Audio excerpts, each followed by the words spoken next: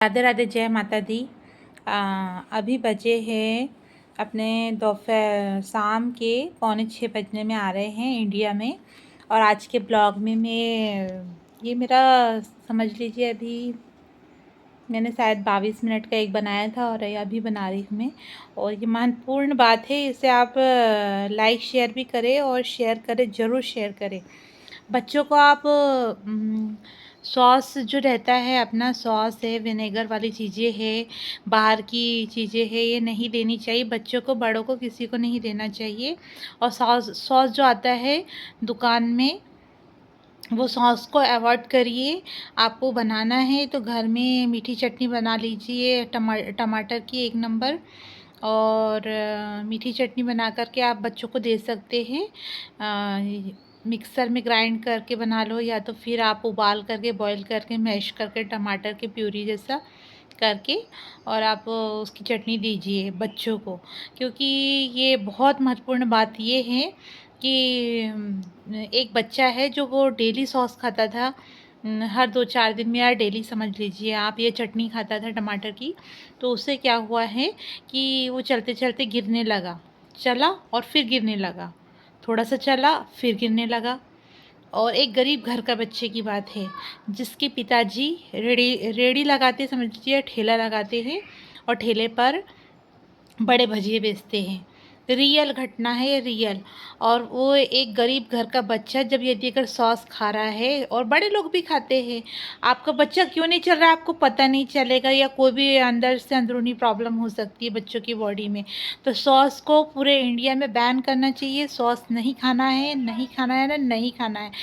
बच्चे को, एक रेड़ी लगाने वाले बच्चे को समझ लीजिए, एक बड़े भजिए बेचने वाले के बच्चे को 16,000 का एक इंजेक्शन लगा है। ऐसे पता नहीं कितने इंजेक्शन लगे उससे, तो उसे कम से कम 1.5 से 2 लाख रुपए लगे हैं। और प्रतिष्ठित हॉस्पिटल कहना चाहिए अपने नागपुर महाराष्ट्र का, वहाँ पर जो कहते हैं ना, कौन सा, चाणक्य हॉस्पिटल, वहाँ की बात है। वहाँ पर वो बच्चे को ले गए थे और वहाँ पे 16,000 का एक इंजेक्शन लगा है एक गरीब घर के बच्चे को। तो आपसे मेरी विनम्र प्रार्थना है कि हम तो सॉस खिलाएंगे और हमारे पास तो ढेर पैसा है, पैसा मायने नहीं रखता है। बच्चा को जो माँ जन्म देती है, और जन्म देने के बाद में माँ जो दिन और रात एक करके 365 दिन निकालती, 1 साल का बच्चा होता है, तो उस पर क्या बीतेंगी यदि जब उसका बच्चा चलते चलते गिर जाए, है ना। तो आपसे मेरी विनम्र प्रार्थना है कि सॉस खाना बंद करिए। उसकी बॉडी में, बोले जब उसका ब्लड टेस्ट किया गया तो उसकी बॉडी में सॉस की मात्रा ज़्यादा निकली है। टमाटर की जब मात्रा या सॉस की मात्रा, पूरे डॉक्टर ने बोला है कि पीसी हुई मिक्सर की चटनी भी नहीं खाना है, कम खाना है। मिक्सर में पीसी हुई खा सकते पर कम खाना है। और टमाटर को आप काट करके बोले चटनी बना के खाओ, बोले कोई दिक्कत नहीं है। आप यदि अगर मिक्सर में पीस रहे हो, उससे अच्छा आप जो अपने अदरक किसनी आती है उससे किस सकते हैं, या अपन जिससे गाजर किसते हैं, गाजर किसने से किस करके टमाटर की चटनी बना के खाइए।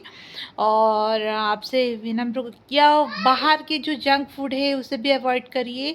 बच्चों को कब क्या प्रॉब्लम हो जाए, या बड़ों को भी क्या हो जाए, कोई भरोसा नहीं है।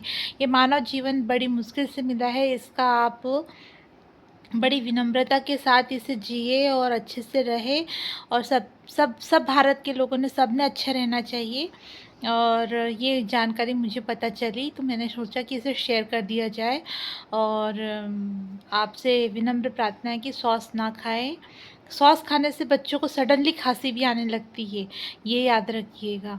बड़ों को भी खांसी आती है, उसमें विनेगर होता है, विनेगर खट्टा होता है और वो गले में इन्फेक्शन करता है, और जिससे खांसी, इतनी खांसी आएंगी कि रुकती नहीं है। तो मैं मेरे बच्चों को तो सॉस नहीं देती हूँ। यदि अगर देना ही है तो टमाटर की चटनी जो रहती है उसको मिक्सर में ग्राइंड करके और गुड़ डाल देती हूँ। चटनी बनाते वक्त 1 नंबर लगती है, बच्चे मंग मंग के खाते हैं।